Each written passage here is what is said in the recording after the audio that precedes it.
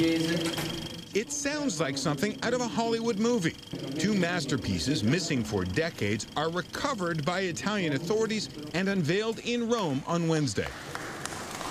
Paul Gauguin's Fruit on a Table or Small Dog and Pierre Bonnard's Woman with Two Chairs were stolen from a London home in 1970, then thought to have been mysteriously abandoned on a train in Italy.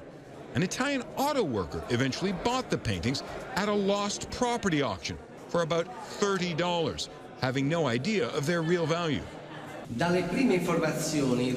They were bought by an art-loving worker who hung them for 40 years in his kitchen, first in Turin, then in Sicily after he retired. The man's son recently decided to sell the paintings, and that's when they caught the attention of police. After a lengthy investigation, authorities were able to trace the paintings back to the 1970 theft. I'm here to thank the police for this extraordinary recovery. The story we heard is really unthinkable. The recovery of the paintings are the symbol of extraordinary work.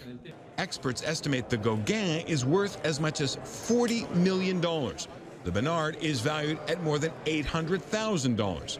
Since the original owner died and apparently left no heirs, authorities now have to decide where the newly refound paintings will now find a home. Jonathan Mann, CNN.